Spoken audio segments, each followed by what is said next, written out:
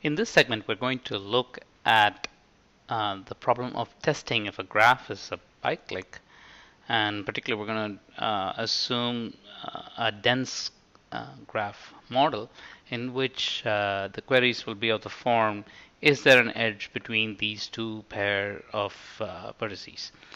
Um, and in particular, this is an excellent example where the test and the enforce and test technique is exercised.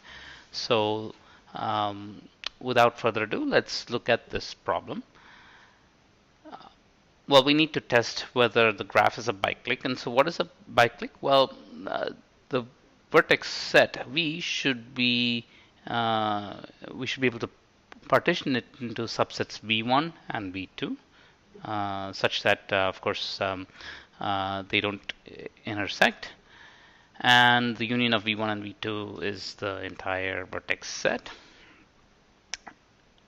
And moreover, it's a biclique if the edge set is exactly equal to V1 cross V2. So every pair of vertices such that one of them is in V1 and the other one is in V2 must have an edge between them. And that's what a biclique is. And of course, we are interested in testing whether the given graph is a biclique. Okay? And of course, we have to assume that there is a promise. And what is a promise here? We're guaranteed that the graph is either a biclique, which means there exists such a partition V1 and V2, with edges, all possible edges going across V1 and V2, or the graph is epsilon far from being a biclique. Okay? What does that even mean? Well, let's look at it shortly. But as we mentioned earlier, we need to answer this question just by asking queries of a very specific nature. This is the dense graph model. So we cannot assume that the graph is stored in, we typically don't assume that the graph is stored in sort of an adjacency list type of format. It's more like a giant matrix. And so we can ask the question, is there an edge between vertex U and vertex V? And using queries of that type, we should be able to answer this question of whether the graph is a biclique. So what does it mean for a graph to be far from being a biclique, in particular epsilon far from being a biclique? First of all, what does it mean for a graph to not be a biclique? Well, any way in which you partition it, the edge set should not be equal to V1 cross V2. That's what it means for a graph to not be a biclique.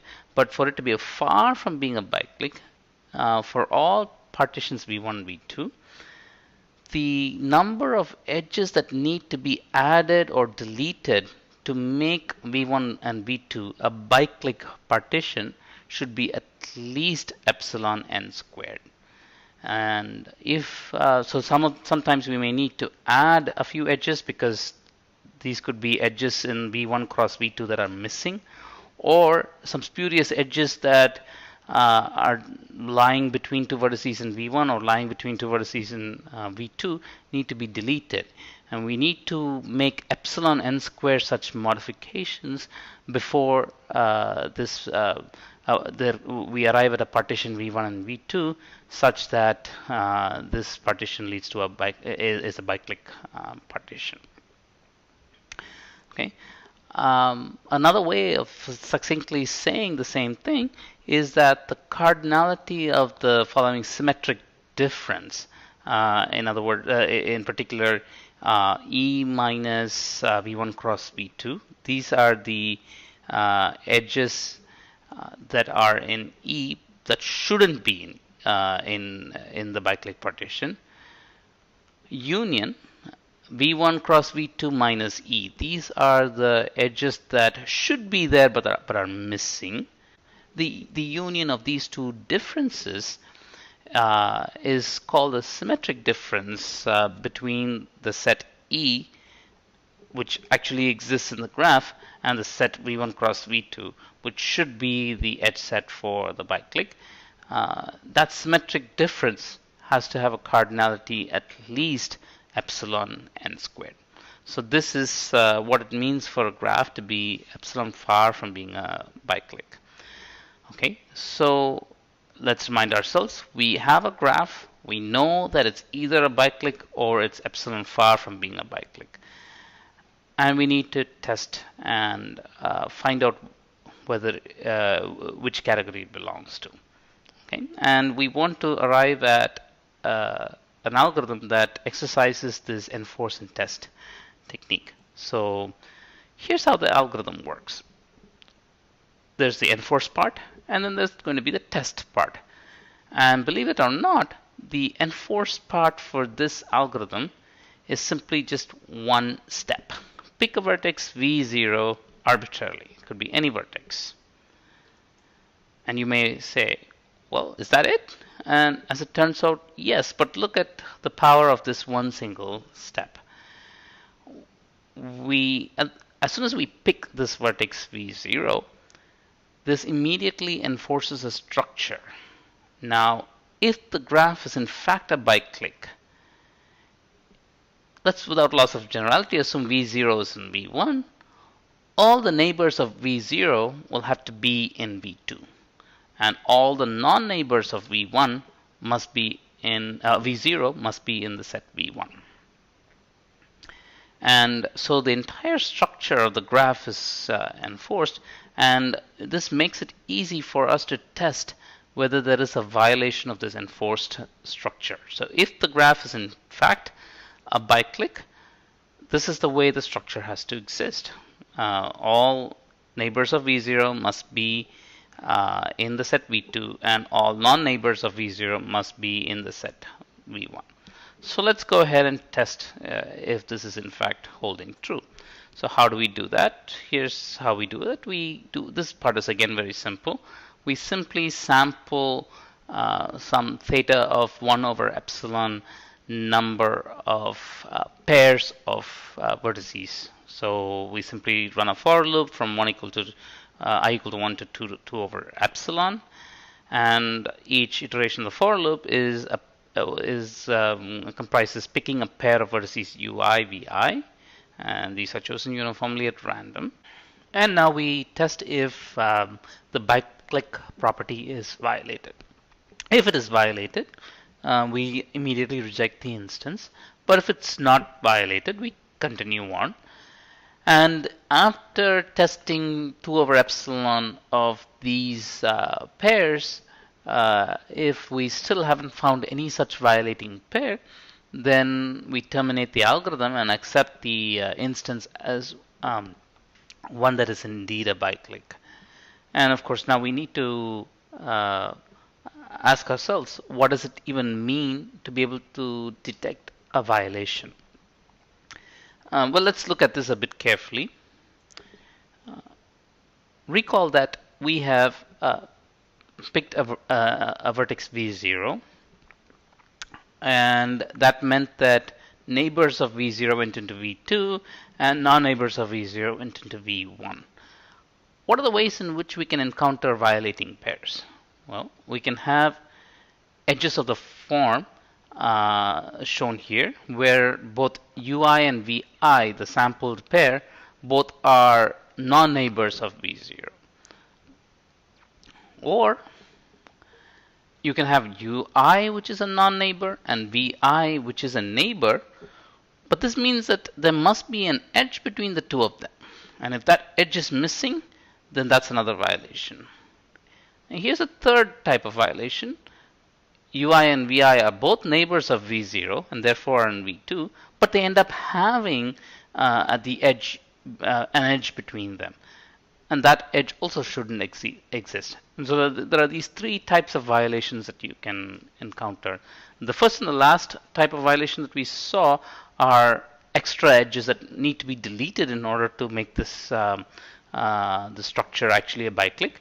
And the second Second one is a missing edge. So this edge must be added in order to convert this into a biclique. And remember that there are epsilon n such modifications. If the graph is indeed not a biclique, there are epsilon n such modifications that are needed before the graph can become a biclique.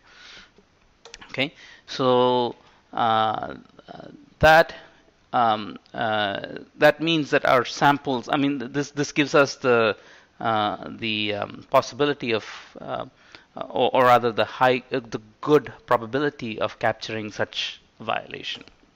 Okay, let's analyze this a bit carefully. Well, if G is in fact a biclique, then we're always going to be correct because we're never going to find a violation. So the algorithm is going to output an accept verdict, which is going to be always correct. So it boils down to being able to reject a graph that is epsilon far from being a biclique. So for rest of the analysis, we're going to assume that our graph is epsilon far from being a biclique, which means, remember, that the number of violating pairs is at least is greater than epsilon n squared. And so now let's see what happens. We need to ensure that the probability with which we reject such a graph is at least a half. Okay, so let's see how this can work out. What is the probability? Let's focus on one iteration I. What is the probability that the pair chosen in that iteration I is a violating pair? Well, there are total of, n choose 2 pairs that we can choose from. Let's even approximate that to n squared pairs, out of which at least epsilon n squared pairs are violating pairs.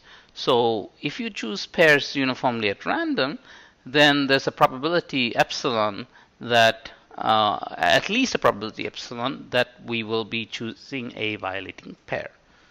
Okay, but what could happen is we may end up never choosing a violating pair. But what's the probability of that happening?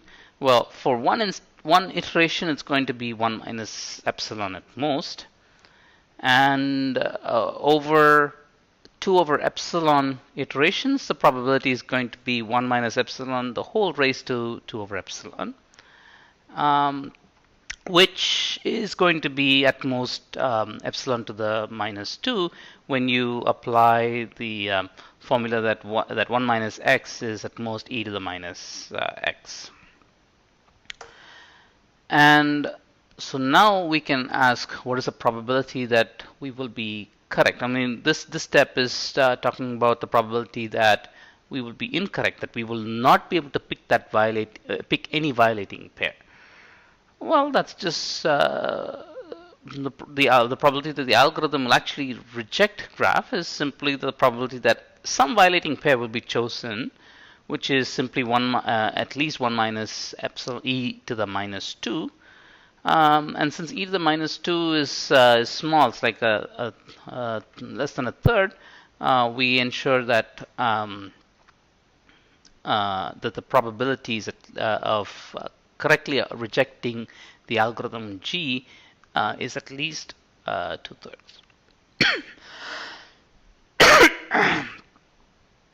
So you can see that this enforce and test technique makes the analysis very clean and simple.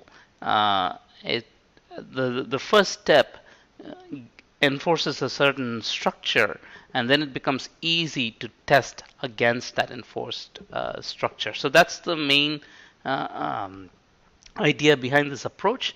And then once that, when we are, the trick is to design an enforcement that will help us to test and reject instances that are far from having the property. That's the key insight. So now this brings us to the end of this second segment. In the next subsequent segment, we will look at testing whether a given graph is bipartite or not, again in the dense graph model. And that's a bit more of a realistic problem, and one step more interesting and challenging in terms of the algorithm and the analysis. So that's going to be the next segment.